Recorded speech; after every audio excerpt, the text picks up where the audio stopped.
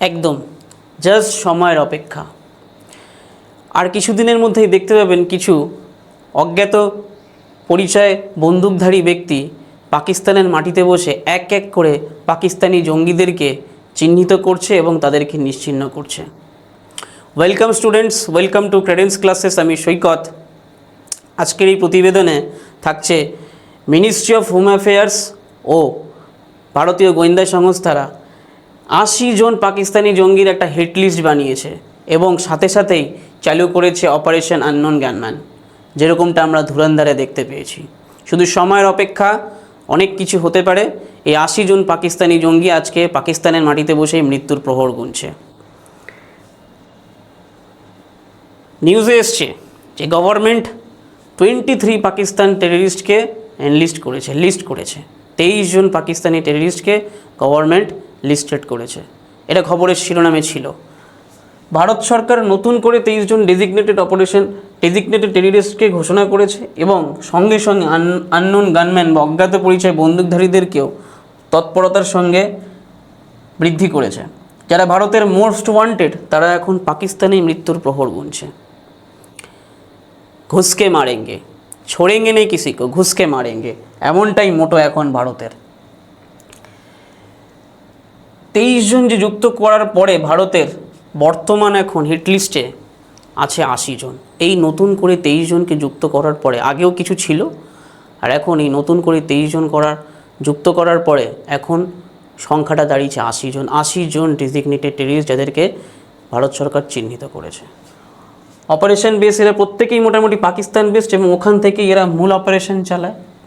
আজকে পাকিস্তান একটা জঙ্গি ইন্ডাস্ট্রিতে পরিণত হয়েছে।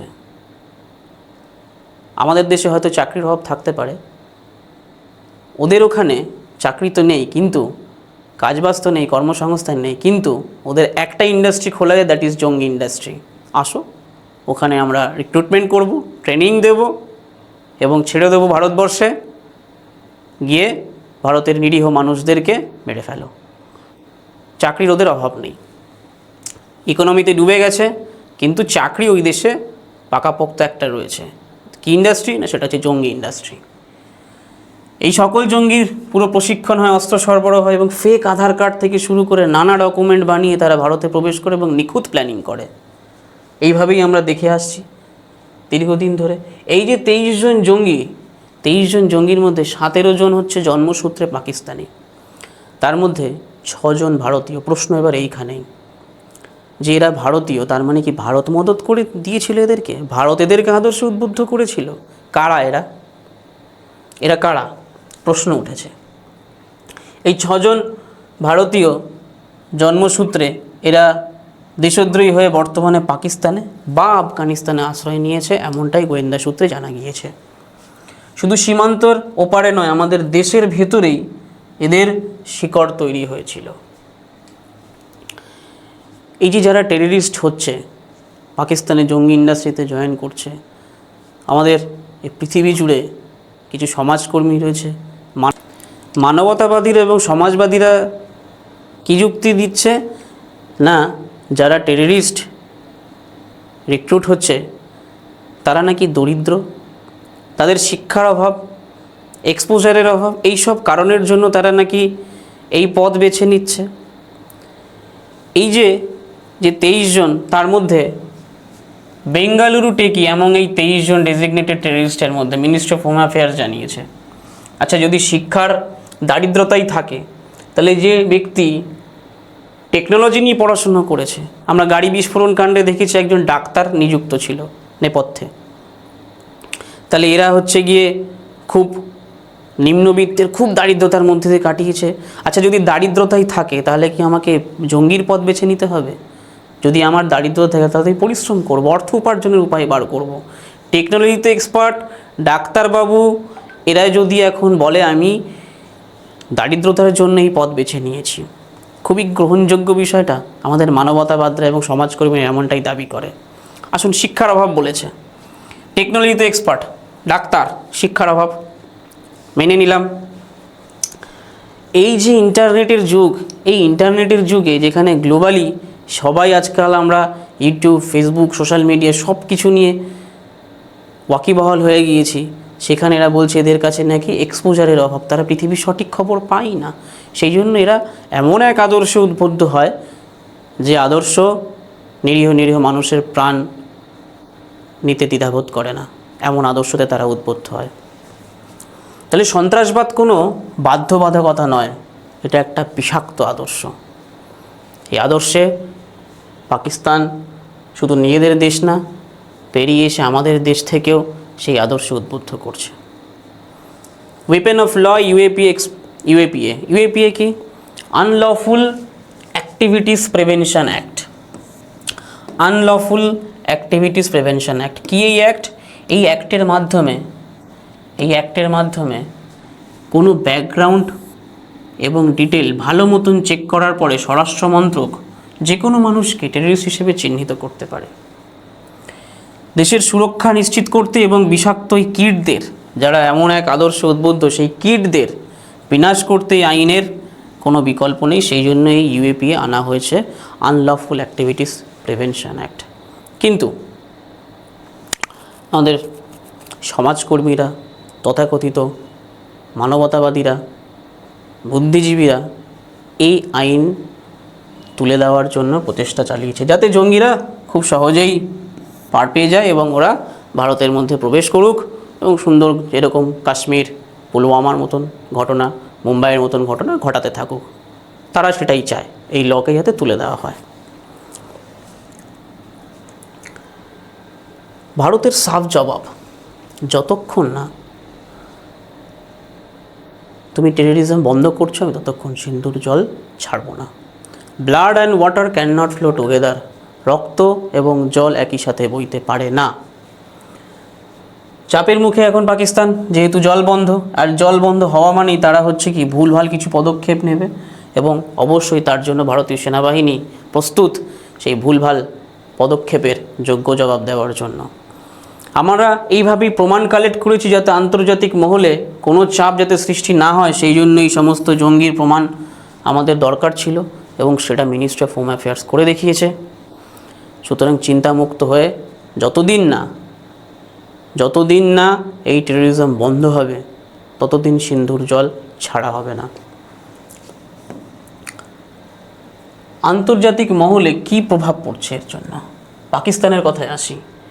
এ তো নিজের স্বার্থে, ভারতের লক্ষ্য এমন অকাট্য, নিজের স্বার্থে যা খুশি করতে পারে পাকিস্তানকে বাঁচানোর চেষ্টা করবে। তাহলে ভারতের লক্ষ্য এমন অকাট্য প্রমাণ পেশ করা যাতে আমেরিকা পাকিস্তানকে রক্ষা করতে না পারে। রিসেন্টলি আমরা দেখেছি জাপানের প্রধানমন্ত্রী ভারত সফরে এসে এই বার্তাই দিয়েছে যে সন্ত্রাসবাদীর বিরুদ্ধে সবাইকে একজোট হতে হবে। আমরা প্রতিনিয়ত সেই চেষ্টা করছি পাকিস্তানের এই সন্ত্রাসবাদী ক্রিয়াকলাপকে যেভাবে হোক মোকাবেলা করা যায়। সেই জন্য আমরা আমাদের গোয়েন্দা সংস্থাকে স্ট্রং করেছি, আমাদের ভারতীয় সেনাবাহিনীকে স্ট্রং করেছি, আরও বিভিন্ন ফোর্স আমরা বানিয়েছি যার জন্য টেররিজমকে মোকাবিলা করা যায়। ইউএন কাউন্সিলে জৈশ ই মোহাম্মদ, লস্কর-ই তৈবা, আইএসআইএস এই ভুরি নামে ভর্তি হয়ে রয়েছে এই লিস্টে। তারপরেও আমেরিকা এই পাকিস্তানকে সাহায্য করে চলেছে, কারণ ভারতের যদি ইকোনমিক্যাল গ্রোথ হয়ে যায় তাহলে পাকিস্তান চাপে পড়বে এবং পাকিস্তান চায় না যে ভারতের মতন দেশ এগিয়ে আসুক, ইকোনমিক্যাল গ্রোথ হোক। শুধু পৃথিবীতে তারাই সর্বেসর্বা হয়ে থাকবে এবং যদি টেররিজম চলতে থাকে তাহলে ভারত যুদ্ধ ঘোষণা করবে এবং সেক্ষেত্রে পাকিস্তানের আমেরিকার কাছ থেকে অস্ত্র কিনবে, ভারতও আমেরিকার কাছ থেকে অস্ত্র কিনবে। এই উদ্দেশ্যে এরা চায় এই টেররিজম যাতে বন্ধ না হয় এবং পাকিস্তানকে বারবার করে সাহায্য করে চলেছে এবং পাকিস্তানকে ঢাকার চেষ্টা করেছে আমেরিকা। এই 80 জনকে এলিমিনেট করা জরুরি কারণ ভারতের যে সাপ্লাই চেন এবং যে প্রগতি সেটাই হচ্ছে ধ্বংস করা এদের মেইন উদ্দেশ্য। তো সন্ত্রাসবাদী মানবতাবাদ দেখালে এবং এরা সভ্যতা নিশ্চিহ্ন করে দেবে, যে ভাষা এরা বোঝে সেই ভাষাতেই এদেরকে জবাব দিতে হবে। আর কিছুদিনের মধ্যেই ভারত একটা ইকোনমিক পাওয়ার হাউস হতে চলেছে। তাহলে এই ডেভেলপমেন্টের দিকে যদি এগোতে হয় তাহলে শান্তি বজায় রাখতে হবে। এই শান্তি বজায় রাখতে হলে ভারতকে শক্তি প্রয়োগ করতেই হবে, এছাড়া কোনো পথ নেই। আজকে সানন্দে অর্থাৎ গুজরাটের সানন্দে সেমিকন্ডাক্টরের প্ল্যান্ট বসছে। আগামী 5 বছরের মধ্যে আমরা দেখতে পাবো পৃথিবী এই সেমিকন্ডাক্টর চিপ ছাড়া অচল, এবং সেখানে ভারতীয় সায়েন্টিস্টদের এবং বিদেশি বিনিয়োগ আসছে, ভারতীয় সায়েন্টিস্টদের নানা অবদান থাকবে। HPCL যেটা রাজস্থানে রয়েছে, হিন্দুস্তান পেট্রোলিয়াম কর্পোরেশন লিমিটেড, যারা নতুন রিফাইনারিতে ভারতের এক বহুগুণ মাত্রায় তেল শোধনের ক্ষমতা বাড়িয়েছে। আজকে আমরা রাশিয়ার মতন দেশকে সেই পেট্রোল এক্সপোর্ট করতে পারছি, এবং আগামী বছরে এই পেট্রোল এক্সপোর্ট আরও বাড়াতে চলেছে ভারত। তাহলে এমন এক সুবর্ণ দিন আসতে চলেছে ভারতের, যে ভারত ইকোনমিক পাওয়ার হাউস হতে চলেছে পৃথিবীর, তাকে তো আটকাতেই হবে। সেক্ষেত্রে বড় বড় দেশ আমেরিকা, চীন, এরা কখনোই ভারতকে সাহায্য করবে না। এরা পাকিস্তানকে বারবার উস্কাবে যে ভারতকে টেররিস্ট দিয়ে নানাভাবে ব্যতিব্যস্ত করে রাখো, যাতে তারা কোনোভাবে ইকোনমিক্যাল গ্রোথ করতে না পারে। যোধপুরে এয়ারপোর্ট টার্মিনাল তৈরি হয়েছে ভারতের, যোধপুরে, রাজস্থানের নিজস্ব সংস্কৃতিতে। তাহলে শুধু দিল্লি নয়, রাজস্থান নয়, পশ্চিমবঙ্গেও এই আধুনিকরণ পরিকাঠামোর চলছে কাজ। নিজস্ব সংস্কৃতির ব্র্যান্ডিং করানো হয়েছে। আমরা আমেরিকা বা ইউরোপকে কপি করিনি। রাজস্থান এবং রাজস্থানের কালচার, বাংলা সংস্কৃতি, এইভাবেই এয়ারপোর্টগুলোকে নিজস্ব সৃষ্টিতে মুড়ে ফেলা হচ্ছে। তাহলে এই যে সৃষ্টি আমরা করছি, এয়ারপোর্ট টার্মিনাল বানানো হচ্ছে নিজস্ব সংস্কৃতিতে, তাহলে এই জিনিসগুলোকে, এর জন্য বিশাল ইনভেস্টমেন্টের প্রয়োজন।